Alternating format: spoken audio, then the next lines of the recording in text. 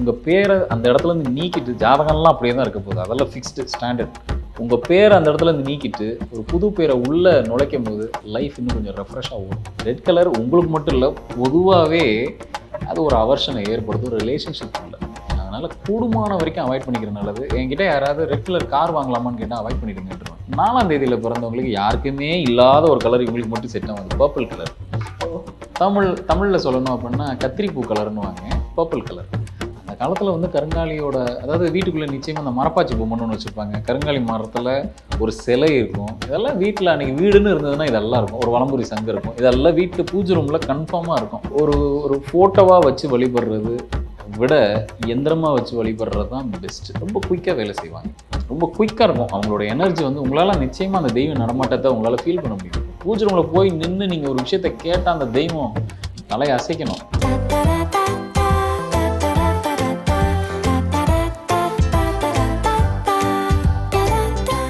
எல்லாத்தையும் கட்டி போட்ட மாதிரி இருக்கும். லைஃப்பில் எந்த விதமான பிரேக் இல்லாமல் போய்கிட்டே இருப்பாங்க. இது நிறைய பேர் சொல்ல நம்மளே கேள்விப்பட்டிருப்போம். லைஃப்பில் எந்த விதமான பிரேக்கும் இல்லை சார். அவங்க எல்லாருக்கும் நான் கொடுக்குற தீர்வு என்ன அப்படின்னா, நீங்கள் கோயில் குளம் போங்க, பரிகாரம் பண்ணுங்க, அதெல்லாம் உங்கள் விருப்பம். உங்கள் பேர் இருக்கு இல்லையா, அதை நீங்கள் மாற்றி பாருங்கள். அது ஒரு நியூ பர்த் எடுத்த மாதிரி, ஒரு புது பிறவி எடுத்த மாதிரி. புது பிறவி எடுத்தாச்சு அப்படின்னா என்ன அர்த்தம்? பழைய கர்மாவை அங்கேயே கட் பண்ணுறோம் தானே அர்த்தம். அப்போ நான் கேட்குறேன், இப்போ பேர் மாற்றினா அவங்களோட ஜாதகம் ராசி எல்லாமே மாறும் இல்லையா? ராசி பேரெல்லாம் அப்படியே தான், சாரி, ராசி ஜாதகம்லாம் அப்படியே தான், அது ஃபிக்ஸ்டாக தான் இருக்க போகுது. இது ஒரு ரீபார்ன் மாதிரி வச்சுக்கிங்களேன், ஒரு நியூ பர்த் எடுக்கிற மாதிரி. உங்கள் நேரத்தை தான் நீங்கள் இன்னையிலேருந்து புதுசு அப்படி வச்சுக்கிறோமா. இப்போது இதை எப்படி புரிஞ்சுக்கணும் அப்படின்னா, கோவில் இருக்குது, நம்ம எல்லோரும் கேள்விப்பட்டிருக்கோம். சூரிய கிரகணம், சந்திர கிரகணம், இதெல்லாம் கேள்விப்பட்டிருக்கோம். அந்த சூரிய கிரகணம் பிடிக்கும் போது ஏன் கோயிலுக்குள்ளே யாரையும் அலோவ் பண்ணுறதில்ல? அந்த நேரத்தில் நம்ம வச்சிருக்க வழிபடுற விக்கிரகம் தன் நிலையை இழந்துடும். அது தான் நம்ம அந்த தெய்வ சக்தியாக இருக்காது. அந்த இடத்துல தன் நிலையை இழந்து வெறும் கல்லாக நிற்கும் அந்த இடத்துல. அதனால தான் ஊர் பக்கத்துலலாம் பார்த்தீங்கன்னா இந்த உரலில் உலக்கு குத்தி நிற்க வைப்பாங்க. அந்த கிரகண டைமில் பார்த்தீங்கன்னா அப்படி செங்குத்தாக நிற்கும்.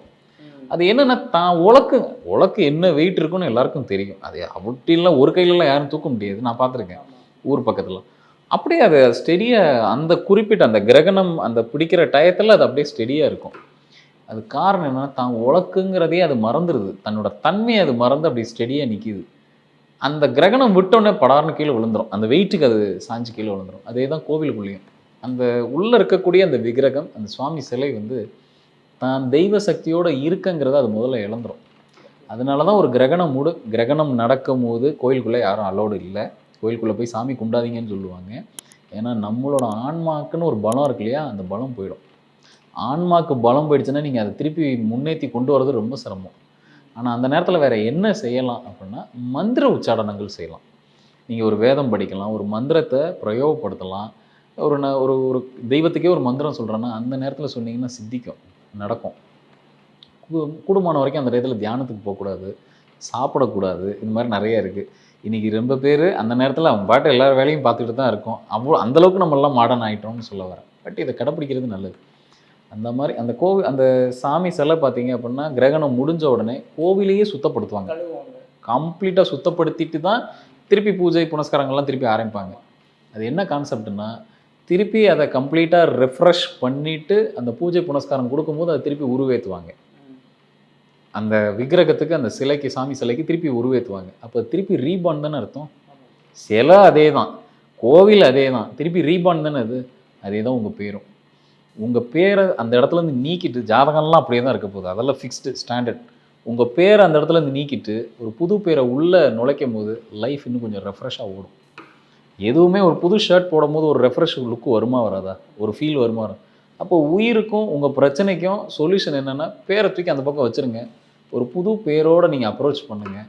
இருக்கிற பிரச்சனை கொஞ்சம் தூரப்பட்ட மாதிரி இருக்கும். ஓகே, இப்போ நீங்கள் நம்பர் சொன்னீங்க, அது மாதிரி கலர்ஸ் கூட ஒர்க் அவுட் ஆகுமா சார் ஒவ்வொருத்தருக்கும்? இந்த ராசிக்கு இந்த கலர் தான் ஒர்க் அவுட். அது நார்மலாக பேர்த்ஸ்டான்னு ஒன்று இருக்கும் இல்லையா, அந்தந்த ராசிக்கு. இப்போ எனக்கெல்லாம் பார்த்தீங்கன்னா ரெட்டு சுத்தமாக செட்டே ஆகாது. ரெட்டு வந்து எப்போ போட்டாலும் அது எனக்கு ஏதாவது ஒரு பிரச்சனையை ஃபேஸ் பண்ணுவேன். அதனால் நான் ரெட்டு சுத்தமாக அவாய்ட் பண்ணிட்டேன். அந்த மாதிரி ஒரு சிலருக்கு வந்து கலர்ஸ், இந்த கலர் செட் ஆகாது அப்படிங்கிற மாதிரி ஏதாவது இருக்குது? ரெட்டு உங்களுக்கு மட்டும் இல்லை, ஒரு வீட்டுக்குள்ளே ரெட் கலர் இருக்கவே கூடாது. ஹஸ்பண்ட் அண்ட் ஒய்ஃப் 2 பேர் சேர்ந்து ஒரு வீட்டுக்குள்ளே குடும்பம் நடத்திட்டு இருக்காங்க அப்படின்னா அந்த வீடு ரொம்ப நல்லா சந்தோஷமாக இருக்காங்க 2 பேரும் அப்படின்னா, அந்த வீட்டுக்குள்ளே ஒரு ரெட் பெயிண்ட்டை மட்டும் அடித்து பாருங்கள், 2 பேரும் சண்டை எப்படி பிச்சுக்கிறாங்கன்னு பாருங்கள். அதனால் ரெட் கலர் உங்களுக்கு மட்டும் இல்லை, பொதுவாகவே அது ஒரு அவர்ஷனை ஏற்படுத்தும் ஒரு ரிலேஷன்ஷிப் உள்ள. அதனால் கூடுமான வரைக்கும் அவாய்ட் பண்ணிக்கிறது நல்லது. என்கிட்ட யாராவது ரெட் கலர் கார் வாங்கலாமான்னு கேட்டால் அவாய்ட் பண்ணிடுங்கன்றுவேன். அது வேண்டாம். அது அப்போ யார் ரெட்டு யூஸ் பண்ணலாம் அப்படின்னா, பொதுவாக இருக்கக்கூடிய ஸ்தலங்கள் இருக்கு இல்லையா, நான் சொல்கிறது வந்து ஒரு போலீஸ் ஸ்டேஷன், இந்த மாதிரி இடங்களுக்கு தான் இந்த பிளட்டுக்கு சம்மந்தப்பட்ட விஷயங்கள் இருக்கும் இல்லையா, போலீஸ் ஸ்டேஷன், ஹாஸ்பிட்டல், இங்கே தான் அதிகப்படியான அந்த அந்த ரெட் கலர் சிம்பிள்ஸை வந்து அதிகமாக, அந்த கலர்ஸ் அதிகமாக யூஸ் பண்ணுவாங்க. வீட்டுக்கு, பர்சனல் லைஃபுக்கு தேவையில்லைன்னு தான் நானும் சொல்லுவேன். இப்போ ரெட் கலர் டிஷர்ட் போடலாமான்னு அவாய்ட் பண்ணுங்கன்னுவேன். உங்கள் மனநிலையே மாறும். ரெட்டுலேயுமே டைரக்ட் ரெட்டு யாருக்குமே வேண்டாம். என்னோட அட்வைஸ் அதுதான். யாருக்குமே டைரக்ட் ரெட்டு வேண்டாம். அந்த ரெட்டுலேயே நிறைய ஷேட் இருக்குது. மரூன் ரெட் எடுக்கலாம். மரூன் ரெட் எடுக்கலாம். மெரூன்னா நம்ம பொட்டு வைக்கிற கலர் இருக்கு இல்லையா, அந்த மாதிரியான ரெட்டு எடுக்கலாம். அது கூட ஒரே ஒரு நம்பருக்கு தான் அது செட் ஆகும். அது என்ன நம்பர்? நம்பர் 9. நம்பர் 9, 18, 27, 9, 18, 27 இந்த தேதியில் பிறந்தவங்களுக்கு மரூன் ரெட்டு செட் ஆகும். மற்றவங்க யார் கொண்டு போய் அதில் கை வச்சாலும் அவ்வளோ சீக்கிரத்தில் அதை எடுத்துக்கிறது கொஞ்சம் கம்மி தான். சரி, நம்ம நம்பர் வைஸ் பார்க்கலாம். இது ராசி அடிப்படையில் பார்க்குறதுக்கு பதிலாக நம்பர் வைஸ் பார்க்கலாம். அப்போ இன்னும் கொஞ்சம் ஈஸியாக இருக்கும். நம்பர் 1ல் பிறந்தவங்க பார்த்தீங்க அப்படின்னா, நம்பர் 1னா 1, 10, 19, 28ல் பிறந்தவங்க ஒயிட் கலர் அதிகமாக யூஸ் பண்ணலாம். இப்போ நான் 1, 10, 19, 28 இந்த தேதியில் பிறந்தவங்க, மாதத்தில், ஆமாம் தேதியில். ஒயிட்னா நல்ல பியூர் ஒயிட், மினிஸ்டர் ஒயிட்டுன்னு சொல்லுவோம் இல்லையா, அந்த ஷர்ட்டு இல்லை ஏதோ ஒரு குறியீடு அவங்களோட கலர்ஸில் இருக்கலாம். அவங்க உடம்புலையோ ஏதோ ஒரு இடத்துல ஒயிட் கலர் கட்சி கூட வச்சுக்கலாம்னு வச்சுக்கிங்களேன், எதுவுமே கிடைக்கலனா. அதே மாதிரி 2ஆம் தேதி இவங்க அந்த ஒயிட்லேயே second grade of white, half white, moon white. Moon பார்த்தீங்கன்னா ஒரு மாதிரி லைட் கிரேஷ் கலரில் தான் இருக்கும். கிரே கலர், இந்த கிரே கலர் இவங்களை தவிர்த்து வேறு யாருக்கும் செட் ஆகாது 2ஆம் நம்பரில் பிறந்தவங்களுக்கு. 2னா 2, 11, 20, 29 இந்த தேதிகளில் பிறந்தவங்க. அடுத்து 3ஆம் தேதி 3, 12, 21 இந்த தேதியில் பிறந்தவங்களுக்கு பார்த்தீங்க, 30ஆம் தேதி இதில் பிறந்தவங்களுக்கு பார்த்தீங்க அப்படின்னா டர்காய்ஸ்ன்னு சொல்லக்கூடிய டர்காய்ஸ் ப்ளூ, எல்லோ கலர். பெரிய பெரிய அரசியல் தலைவர்கள் 3ஆம் தேதியில் பிறந்தவங்க பார்த்தீங்க அப்படின்னா எல்லோ கலரில் வந்து ஏதோ ஒரு குறியீடு இருக்கும், ஒரு டவலாக எதுமோ ஒன்று அவங்கள சுற்றி ஏதோ ஒன்று இருந்துக்கிட்டே இருக்கும். ஸோ 3ஆம் தேதியில் பிறந்தவங்களுக்கு அந்த கலர் ஓகே. 4ஆம் தேதியில் பிறந்தவங்களுக்கு யாருக்குமே இல்லாத ஒரு கலர் இவங்களுக்கு மட்டும் செட் ஆகும், அது பர்பிள் கலர். தமிழில் சொல்லணும் அப்படின்னா கத்திரிப்பூ கலர்னு வாங்க, பர்பிள் கலர். சரி, இதை என்ன சார் பண்ணலாம்? பர்பிளில் போய் டெய்லி ஷர்ட் போட முடியாது அப்படின்னா அட்லீஸ்ட் ஒரு பேண்டு கையில் வச்சுக்கலாம், செல்ஃபோனில் ஏதோ ஒரு கவராக வச்சுக்கலாம். என்னமோ ஒன்று உங்கள் கண்ணில் அந்த கலர் பட்டுக்கிட்டே இருக்கணும், இல்லை உங்கள் உடம்போடு அந்த கலர் இருக்கணும் ஏதோ ஒரு வகையில். எதுவுமே கிடைக்கல, ஒரு பெண்ணாவது வாங்கி வச்சுக்கிங்கன்றுவேன் நான். ஸோ அந்த கலர் அவங்க அதிகமாக யூஸ் பண்ணலாம். அதே போல் 5ஆம் number green, light green, sky blue, இதெல்லாம் 5ஆம் நம்பருக்கு சூப்பராக ஒர்க் அவுட் ஆகும். பெண்ணு வந்து க்ரீன் கலரில் வச்சுக்கலாம் 5ஆம் நம்பரில் பிறந்தவங்க. டாக்டரேட் பண்ணிட்டீங்கன்னா சந்தோஷம், இல்லைனாலும் பெண்ணாவது அட்லீஸ்ட் க்ரீன் கலரில் எழுதுனீங்கன்னா அப்படி ஒரு லக்கை தூக்கிட்டு வரும் 5ஆம் நம்பரில். 5, 14, 23 பிறந்தவங்க. அடுத்து 6ஆம் தேதி இவங்க பிங்க் யூஸ் பண்ணலாம் அதிகமாக. அடுத்து 7, இவங்களுக்கு கலர்னு ஒன்று பர்டிகுலராக கிடையவே கிடையாது. இவங்களுக்கு மட்டும் ஆப்ஷன் என்ன அப்படின்னா மல்டி கலர்ஸ். 7னாவே பிரச்சனை தான் போல இருக்கே. அது என்னென்னா அந்த கேதோட ஆதிக்கம் இவங்களுக்கு பேக்ரவுண்டில் நடந்துக்கிட்டே இருக்கும், வேலை செஞ்சுக்கிட்டே இருக்கும். கொஞ்சம் காலத்துக்கு முன்னாடி, இப்போது ஹோட்டல்ஸில் கொஞ்சம் கம்மியாயிடுச்சு, கதம்ப சாம்பார்னு ஒன்று உண்டு. ஆமாம், இப்போ இருக்குது சார், எல்லா காய்கறி போட்டு. இப்போ கொஞ்சம் குறைஞ்சிருச்சு. இப்போ வந்து இப்போ இருக்கிற ஜென்ரேஷனுக்கு அது மேலே ஒரு பெரிய அதுக்கு பேர் பார்த்தீங்கன்னா எல்லா காய்கறியும் போட்டு. இந்த கும்பகோணம்லாம் போனீங்க அப்படின்னா, அந்த பக்கம் ஊர் பக்கத்துலாம் போனீங்கன்னா அந்த சாம்பார் வந்து அது ரொம்ப ஃபேமஸ் அந்த ஏரியாவில். தஞ்சாவூர், கும்பகோணம் பக்கலாம். இதெல்லாம் என்ன அப்படின்னா, இது எதுக்காக ஏற்படுத்தினாங்க அப்படின்னா, அந்த ஹோட்டல் முதலாளிக்கு கேதோட ஆதிக்கம் இருந்திருக்கும், அது குறைக்கிறதுக்கு தான் இந்த கதம்ப சாம்பார்லாம் கொண்டு வந்தது. ஸோ இவங்களுக்கு மட்டும் இந்த எல்லாம் மல்டி டாஸ்கிங், மல்டியாக செய்யக்கூடிய விஷயங்கள், கலர்ஸ்லேயே ரெயின்போ கலர்ஸு, அதெல்லாம் இவங்க நல்லா யூஸ் பண்ணலாம். இவங்களுக்கு அது லக்காகவே இருக்கும். செல்ஃபோனில் கூட ஒரு வால்பேப்பர் மாதிரி கூட அவங்க அதை வச்சுக்கலாம், பார்த்துக்கிட்டே இருக்கலாம். இதெல்லாம் ஒரு லக்கை தூக்கிட்டு வரும். அடுத்து 8ஆம் நம்பர். 7க்கு அடுத்து ஒரு பெரிய நம்பர் வந்து 8, ராயல் ப்ளூ, நேவி ப்ளூன்னு சொல்லுவோம் இல்லையா, ஒரு மாதிரி டார்க் கலர், பிளாக் செட் ஆகிற ஒரே நம்பர் யாருன்னா 8 தான். அவங்களுக்கு மட்டும்தான் பிளாக் பெரிய லெவலில் செட் ஆகும். இல்லை டார்க் நேவி ப்ளூ, ராயல் ப்ளூன்னு சொல்லுவோம் இல்லையா, அந்த கலர் அவங்களுக்கு ரொம்ப நல்லா செட் ஆகும். அடுத்து 9, அதை நான் முதலே சொல்லிட்டேன். மரூன் ரெட்டு இவங்க தாராளமாக எடுக்கலாம். அது இவங்களுக்கு மட்டும்தான் அந்த மரூன் ரெட் செட் ஆகும். மற்றவங்க யூஸ் பண்ணுறதை காட்டிலும் இவங்களுக்கு வந்து மரூன் ரெட்டு நல்லாவே செட் ஆகும். ஸோ இப்படி 9 நம்பருக்கும் யாருக்கு எந்த கலர் வேணுமோ அந்த கலரை மட்டும் எடுத்து பிக் பண்ணி பாருங்க, யூஸ் பண்ணி. அவங்க அதே டெய்லி யூஸ் பண்ண ஏதாவது ஒரு பொருளை வந்து அந்த கலர்ல எல்லா நேரமும் ஒரு சாரியோ ஒரு ஷர்ட்டோ சுடிதார் அப்படி போட்டுட்டு இருக்க முடியாது எல்லாரும். ஒரு வாலெட் வச்சுக்கலாம், ஒரு வேலெட்ல வச்சுக்கலாம், ஒரு செல்போன். எதுவுமே கிடைக்கலன்னா நான் சொல்றது என்னன்னா, இந்த கலர் உங்க கண்ணில் படணும். உங்க செல்போன்ல ஒரு வால்பேப்பரா வச்சுக்கோங்க, பாக்கெட்ல வச்சுக்கோங்க. ஏதோ ஒரு வகையில் அதை நீங்க உங்க வாழ்வியலுக்குள்ள அதை கொண்டு வந்துருங்க. சரி சார், நான் ஒரு முக்கியமான இன்டர்வியூ போகிறேன், அப்போ இந்த கலரை நான் அதிகமாக யூஸ் பண்ணலாமா, அப்போ யூஸ் பண்ணுங்க. அப்போ உங்களை நான் ஏற்கனவே சொல்லியிருக்கேன், உங்கள் பர்த் டேட்டே பேக்கெட்டில் வச்சுட்டு போனீங்கன்னா நல்ல ஃபேவர் பண்ணுவோம். அது போல தான் இந்த கலரும். நான் ஒரு முக்கியமான ஈவெண்ட்டுக்கு போகிறேன், அன்னைக்கு எனக்கு எதுவும் மிஸ் ஆகக்கூடாது, அந்த பயம் இருக்கும்ல எல்லாருக்கும். அப்படி இருக்கும்போது இந்த கலரை யூஸ் பண்ணுங்க. இது இன்னும் உங்களுக்கான அந்த சக்ஸஸ் ரேட்டை எனக்கு கொஞ்சம் நெருக்கி கூட்டிகிட்டு வரும். இப்போ வந்து மேரேஜில் வந்து 2 பேரோட டேட் ஆஃப் பர்த்னால அந்த நம்பர்ஸ்னால அவங்க லைஃப்பில் ஏதாவது இம்பாக்ட் இருக்குமா சார்? கண்டிப்பாக இருக்கும். அந்த நம்பர்ஸ் தான் அவங்களை கையை பிடிச்சி கூட்டிகிட்டு போகும். ஒரு உதாரணத்துக்கு, இப்போ நம்ம எல்லாருக்கும் தெரிஞ்சது டேட் ஆஃப் பர்த்தில் ஃபஸ்ட்டு டேட்டு, அப்புறம் மந்த்து, அவங்களோட இயர். இது மூணுத்தையும் கூட்டணும் அப்படின்னா, டோட்டல் பண்ணோம் அப்படின்னா பின்னாடி ஒரு நம்பர் வரும். அது பேர் ஃபேட் நம்பர், விதி எண் அப்படின்னு சொல்லுவோம். இந்த விதி எண் நம்ம பர்த் டேட்டுக்கு சரியாக இருக்கா இல்லை கொஞ்சம் ஆப்போசிட்டாக இருக்கான்னு பார்க்கணும். பர்த் டேட்டு 1ஆம் நம்பராக இருந்து குவைட் ஆப்போசிட்டான நம்பர் 7ல் விதி என்ன வந்ததுன்னா, விதி என்ன எதுவும் சொல்கிறீங்க? இப்போ இந்த 3 நம்பரையும் கூட்டுங்க. தட் இஸ் நம்மளோட பிறந்த தேதி. இப்போ பர்த் டேட்னா இப்போ 30னா 3. ஆமாம், அப்படி. ஸோ இது எல்லாத்தையும் கூட்டி எல்லாத்தையும் சிங்கிள் டிஜிட்டாக நம்மளால் மாற்றிக்க முடியும். அப்படி நம்ம டோட்டல் பண்ணும்போது அந்த லாஸ்ட்டாக வரக்கூடியது தான் விதி எண்ணுங்கிறது, ஃபேட் நம்பர். அந்த நம்பர் நம்ம பர்த் டேட்டுக்கு அகெயின்ஸ்டாக வந்தது அப்படின்னா நம்ம எல்லா விஷயத்துலையும் கவனமாக இருந்துக்கணுங்கிறத நம்ம புரிஞ்சுக்கணும். நமக்கு வரக்கூடிய வேலையாகட்டும், மனைவியாகட்டும், எல்லா விஷயத்துலையும் நம்ம கொஞ்சம் ஒரு கவனத்தோடையே பண்ணணும் அப்படின்ட்டு. அப்போ 2 பேருக்கு இந்த மாதிரி ஒரு கான்ட்ரவர்சியலான ஒரு விதி எண் வந்ததுன்னு வச்சுக்கோங்க. இவங்க 2 பேரும் கல்யாணம் பண்ணி வச்சிங்க அப்படின்னா அந்த இடத்துல கம்பேட்டிபிலிட்டி இஷ்யூ கண்டிப்பாக வரும். அப்போது ஒரு நம்பரை காம்ப்ளிமெண்ட் பண்ணுற மாதிரி இன்னொரு நம்பர் வரணும். ஒரு உதாரணத்துக்கு இப்போ நான் சொன்னது நிச்சயமாக பார்க்குற நேயர்கள் எல்லாரும் எஸ்ன்னு தான் சொல்லுவாங்க. அது என்ன அப்படின்னா, 8ஆம் நம்பர், 8, 17, 26 இந்த தேதியில் பிறந்த நபர்கள், ஆணாக இருக்கலாம் பெண்ணாக இருக்கலாம். இவங்களை கல்யாணம் பண்ணவங்க ஒருவேளை 5ஆம் நம்பரில் இருக்காங்க, இவங்களை கண்ட்ரோல் பண்ண முடிகிற ஒரே நம்பர் 5ஆம் நம்பர் தான். இவங்களை வேறு யாரும் கண்ட்ரோல் பண்ண முடியாது. நீங்கள் 7 கல்யாணம் பண்ணி வச்சிங்கன்னா அது அவ்வளோ சிறப்பாக ரொம்ப காலத்துக்கெல்லாம் ஓட்டி கொண்டு போக முடியாது. 8ஆம் நம்பரை கூல் பண்ணக்கூடிய ஒரே நம்பர் எதுன்னா 5ஆம் நம்பர் தான், காம்ப்ளிமெண்ட் நம்பர். இவங்க மட்டும்தான் இவங்களோட குடும்பம் நடத்த முடியும். வேறு யாரும் அந்த இடத்துல போய் அக்கஸ்டம் பண்ணவே முடியாது, அட்ஜஸ்டே பண்ண முடியாது. இது எதுக்கு சொல்ல வரேன் அப்படின்னா, சில நம்பர், ஏன்னா இந்த 8ஆம் நம்பருக்குன்னு ஒரு சில பவர்ஃபுல்லான ஒரு சில விஷயங்கள் இருக்குது. ஒரு ஃபேமிலி ரொம்ப மோசமான ஒரு சூழ்நிலையில் இருந்தாலும் 8ஆம் நம்பரில் ஒரு குழந்தை அந்த ஃபேமிலியில் பிறந்துருச்சு அப்படின்னா நிச்சயமாக ஒரு காலகட்டத்தில் அந்த ஃபேமிலியே இந்த குழந்தைய நம்பி தான் இருக்கும். குழந்தைன்னு நான் சொல்கிறது வளர்ந்துருவாங்க, அப்புறம் வேலைக்கு போயிடுவாங்க, அப்புறம் ஒரு தொழில் பண்ணுவாங்க. அந்த ஃபேமிலியோட முன்னேற்றம் இவங்க என் பையன் கூட 8ஆம் தேதி தான் சார். பார்த்துக்குங்க. அப்போ நீங்கள் தயாராக இருங்கன்னு அர்த்தம். இந்த ஃபேமிலியோட ஒரு வகையில் ஒரு காலகட்டத்தில் இந்த ஃபேமிலி இந்த 8ஆம் நம்பரை சுற்றி தான் இயங்கிட்டு இருக்கிற மாதிரி ஒரு சூழ்நிலையை கொண்டு வந்து விட்டுரும். அவங்களோட வருமானத்தையோ அவங்களோட ஸ்டேட்டஸு நிச்சயமாக ஏதோ ஒரு இடத்த பிடிச்சிருவாங்க. முன்னாள் தலைவர்கள் நிறைய பேர் 8ஆம் நம்பரில் இருக்காங்க, ரொம்ப பவர்ஃபுல்லான ஒரு நம்பர். இப்படி இருக்கிறவங்க ஃபேமிலி லைஃப்பில் எப்படி இருப்பாங்க, அவங்க அங்கேயும் ஒரு கெத்தோடு தான் மெயின்டைன் பண்ணுவாங்க. அப்போ வரக்கூடிய மனைவியோ கணவனோ என்ன பண்ணுவாங்க, அதுக்கு காம்ப்ளிமெண்ட்ரி பண்ணுற மாதிரி ஒரு நம்பர் வந்துச்சுன்னா கதை ஓடும். நீ பெருசா நான் பெருசான்னா அது எப்படி ஃபேமிலி லைஃப் வந்து பர்சனல் லைஃப் அவ்வளோ இதுவாக இருக்காது இல்லையா. ஸோ அந்த நம்பர் 5ல் பிறந்தவங்க அந்த மாதிரி இருக்கிறவங்கள கொண்டு போய் இவங்களை கல்யாணம் பண்ணி வச்சா அந்த பர்சனல் லைஃப் ஸ்மூத்தாக கொண்டுட்டு போயிடலாம். இல்லைனா வேறு எந்த நம்பரை கொண்டு போய் அதில் பொறுத்துனீங்கன்னாலும் கம்பேட்டிபிலிட்டி இஷ்யூ கண்டிப்பாக வரும். இப்படி ஒவ்வொரு நம்பருக்கும் ஒரு நட்பு எண் இருக்குது, ஒரு கம்பேட்டிபிள் நம்பர் இருக்குது. சரி, 4க்கு என்ன சொல்லுங்கள்? பொதுவாகவே 4ஆம் நம்பருக்கு எல்லா நம்பரும் ஒத்துப்போம். அவங்களுக்கு எங்கே இஷ்யூ வரும் அப்படின்னா, 3ஆம் நம்பர் கொஞ்சம் பார்த்து கல்யாணம் பண்ணணும். அடுத்து 7ஆம் நம்பர். அவ்வளோ சீக்கிரத்தில் ஒரு 4ஐயும் 7ஐயும் இணைச்சிட முடியாது. 7னா நான் சொல்கிறது 7, 16, 25 இந்த நம்பரில் இருக்கிறவங்க. இருந்தாலும் விதி என்ன சப்போர்ட் பண்ணுதுங்கிறத பார்த்துட்டு இவங்களுக்கு பொருத்தம் கொடுக்கணும். மற்றது எல்லா ஆங்கிளையும் பார்த்துட்டு கடைசியில், ஆனால் ஜாதகம் என்ன சொல்லுதோ அதை தான் நம்பர்ஸும் சொல்லும். நம்பர்ஸ் என்ன சொல்லுதோ அதை தான் ஜாதகம் சொல்லும், மாற்றி சொல்லவே சொல்லாது.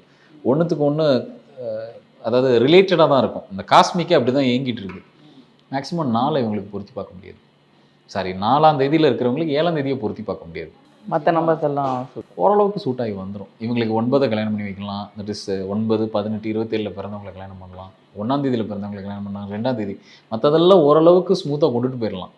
இந்த 7ஆம் தேதி மட்டும் அவ்வளோ சீக்கிரத்தில் இவங்களுக்கு கம்பேட்டிபிள் வரவே வராது. என்ன பண்ணாலும் சரி 7ஆம் தேதி கம்பேட்டிபிள் வராது.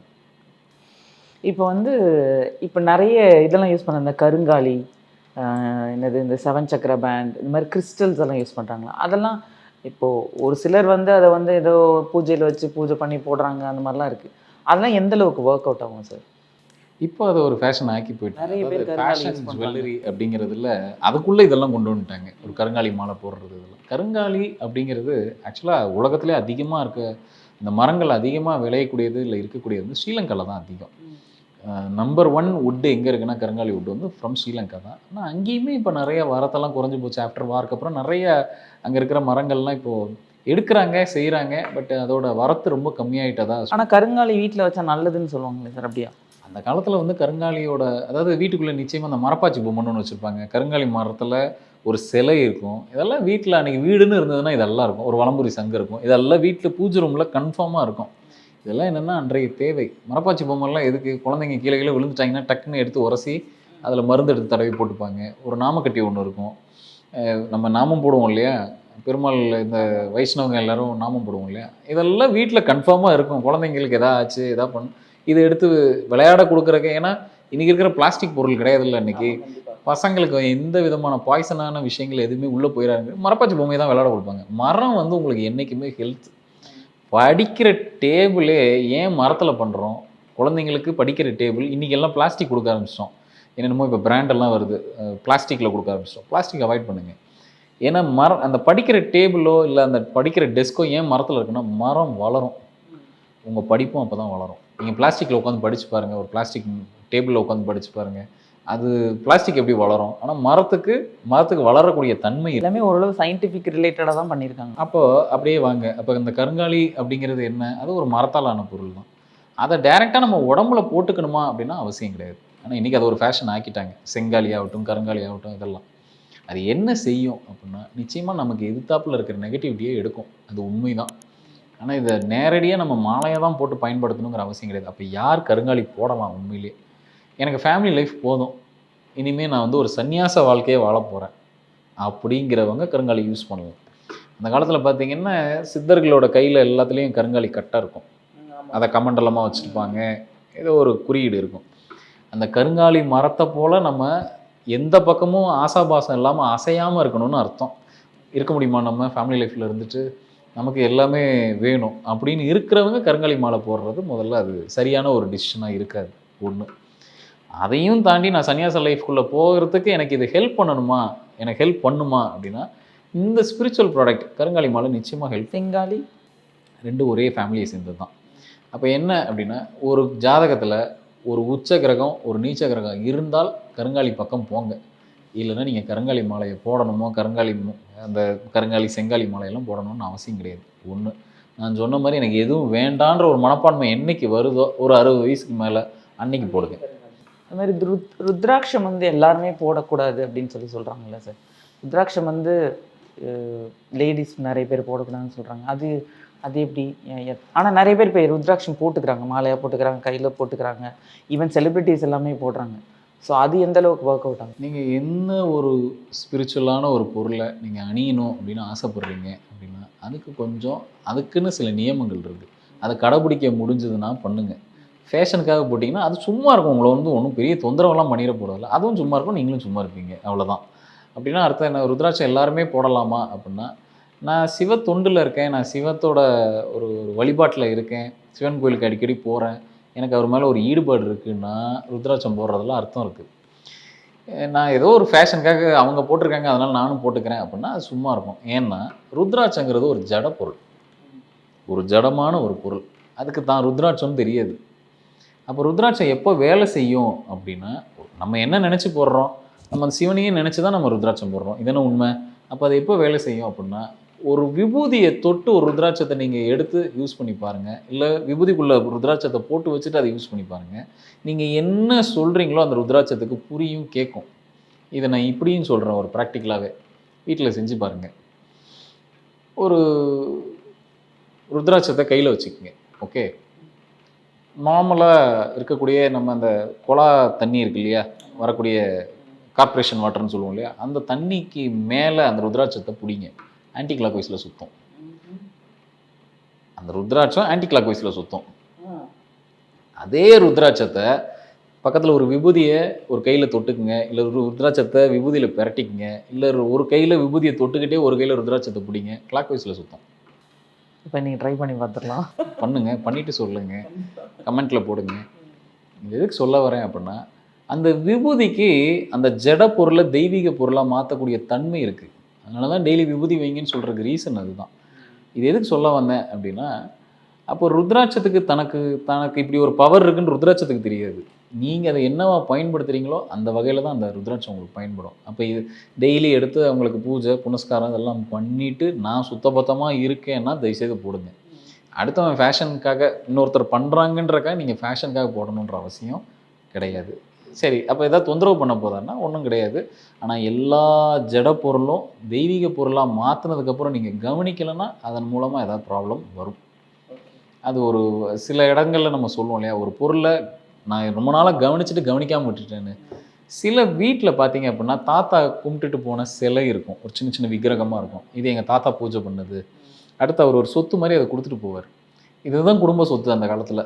இன்றைக்கி அதெல்லாம் அந்த லிகசிலாம் போயாச்சு. இன்றைக்கி எது செய்கிறதுனாலும் உங்களால் எது செய்ய முடியுமோ, எதை ஃபாலோ பண்ண முடியுமோ அதை மட்டும் ஃபாலோ பண்ணுங்க. அடுத்தவங்க பண்ணுறாங்கன்றக்கா பண்ண வேண்டாம். இப்போ நம்ம இன்டர்வியூக்கு முன்னாடி நம்ம பேசிட்டு இருக்கும்போது நீங்கள் வலம்புரி சங்கை பற்றி பேசிகிட்டு இருந்தீங்க. அந்த வலம்புரி சங்கு அந்த ஒரு இது மாதிரி பண்ணால் வந்து நிறைய விஷயங்கள் பண்ணி கொடுக்க முடியும். அதை பற்றி சொல்ல முடியுமா சார்? இப்போ நம்ம பேசிகிட்டு இருந்த இதே ருத்ராட்சத்தோட ஒரு கண்டினியூஷன் தான். நான் என்ன சொல்லுவேன் அப்படின்னா, நமக்காக இந்த பிரபஞ்சம் வேலை செய்ய தயாராக இருக்குது.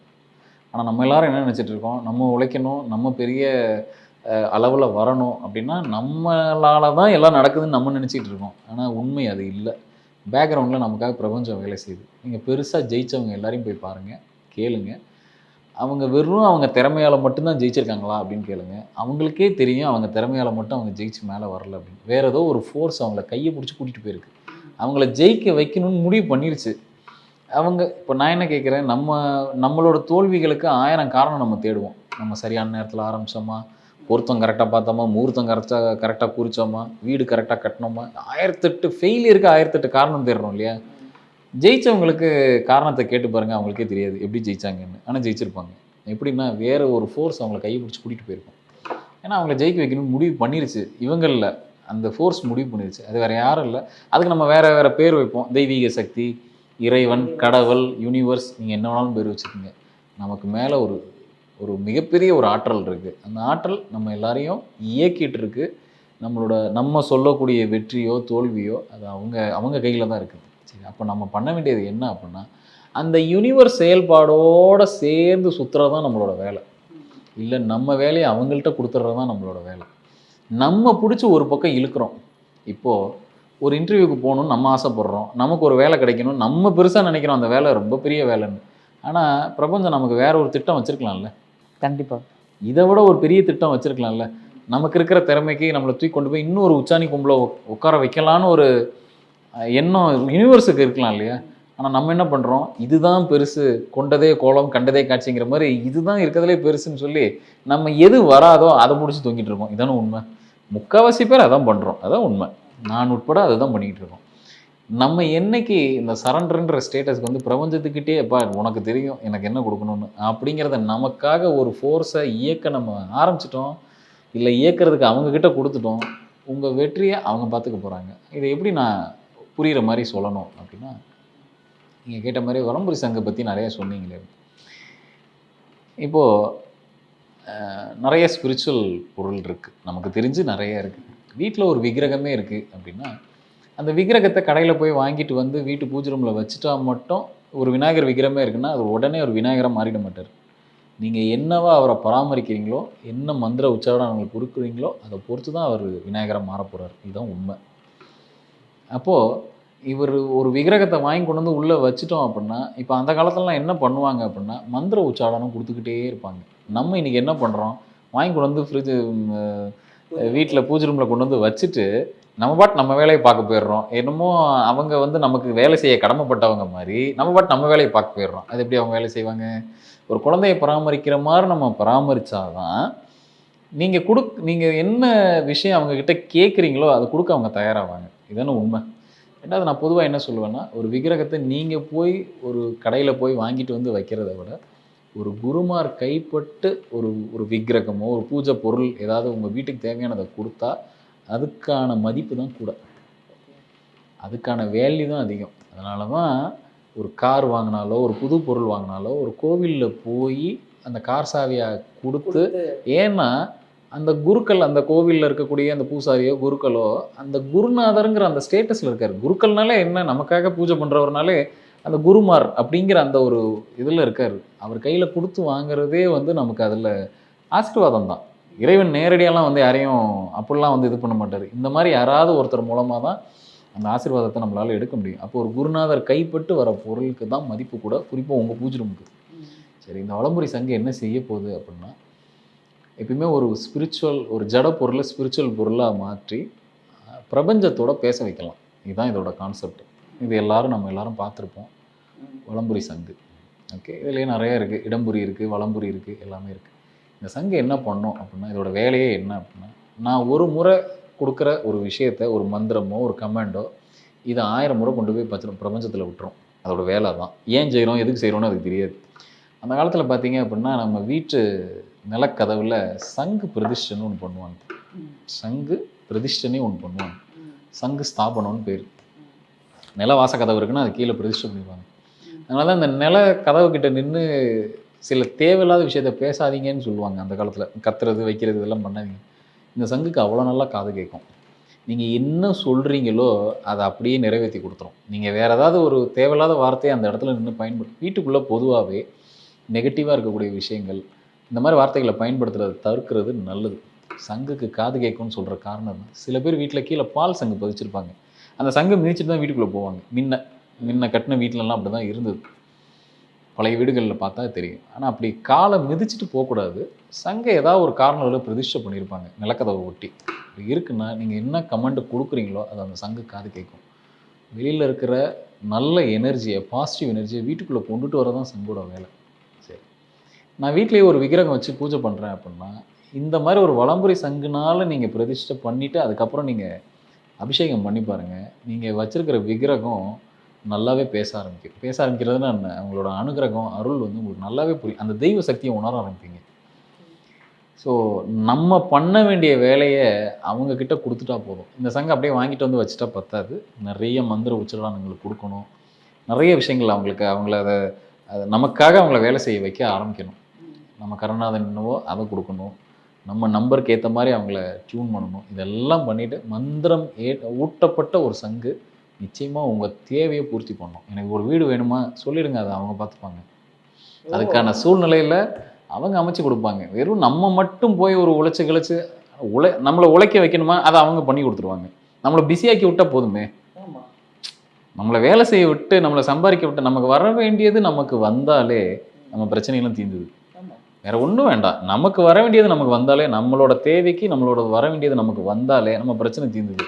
அந்த வேலையை இந்த பொருள் மட்டும் இல்லை, இந்த ஸ்பிரிச்சுவல் ப்ராடக்ட் மட்டும் இல்லை, எந்த ஒரு ஜட பொருளையும் இந்த மாதிரி ஒரு ஸ்பிரிச்சுவல் பொருளாக மாற்ற முடியும். அதுக்கு தான் இந்த மந்திரங்கள், அனுஷ்டானங்கள், இவ்வளோ விஷயம் பெரியவங்க ஏற்படுத்தி வச்சுட்டு போனது இதுதான். இன்றைக்கி அதை எல்லாத்தையும் விட்டுட்டு நம்ம வேறு வேலை பார்த்துட்ருக்கோம்.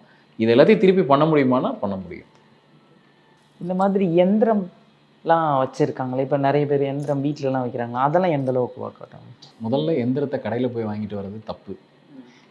எந்திரம் அதாவது எந்திரம் நமக்காக வேலை செய்யுமா அப்படின்னா, உங்களுக்குன்னு ஒரு எந்திரம் இருக்கும்.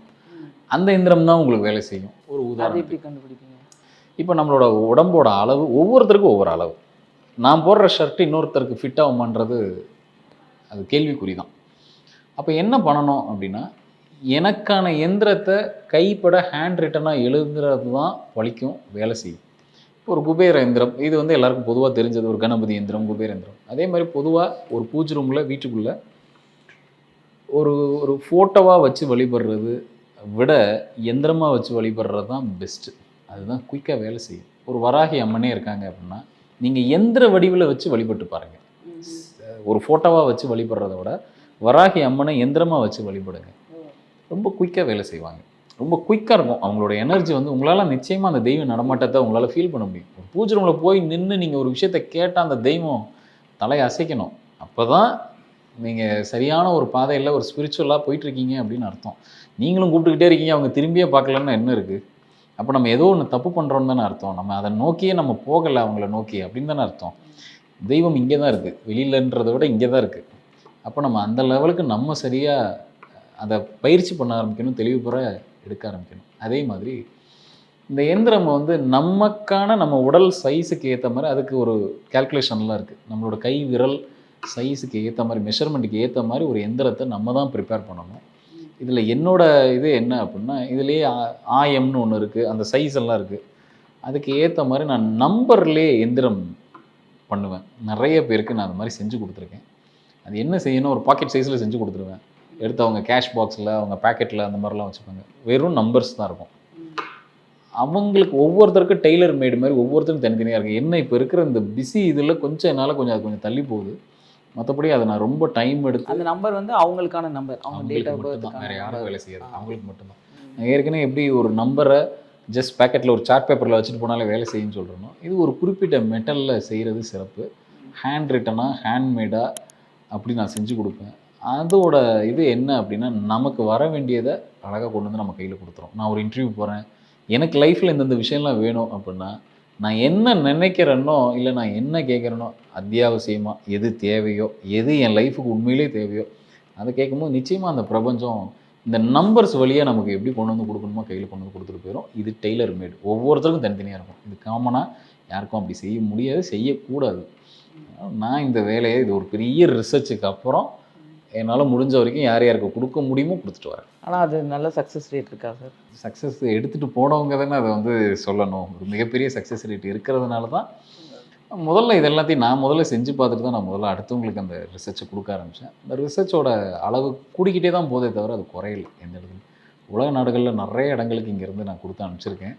நிறைய பேர் வர்றவங்களே நிறைய பேர் வந்து கேட்டு, ஆனால் என்ன கொஞ்சம் எனக்கு டைம் வேணும்னு கேட்டுருவேன் நான். எனக்கு உடனே கேட்காதீங்க, ஏன்னா அது கொஞ்சம் டைம் எடுத்து பொறுமையாக போனோம். அது வந்து பிஸ்னஸ், பர்சனல் லைஃப் எல்லாத்துக்கும் ஒரே எந்திரம் ஒர்க் அவுட் ஆகும். நமக்கான இப்போ நமக்கு ஹார்ட் ஒன்று தானே, அந்த மாதிரி தான். அதே எல்லா விஷயத்தையும் அவங்க பார்த்துக்க போகிறாங்க. அந்த நம்பர்ஸ் அப்படி ஒரு அட்ராக்டிவ் வேலையை செய்யும். நம்ம கிடைக்க வேண்டியதை நிறைய விஷயத்த, அது ஒன்றும் இல்லை, ஒரு சின்ன ஹேண்டியாக பேக்கெட்டில் வச்சுக்கிற மாதிரி கொடுத்துருவேன். லேடிஸாக இருக்காங்கன்னா வேலெட்டில் வச்சுக்கிங்கன்றுவேன்.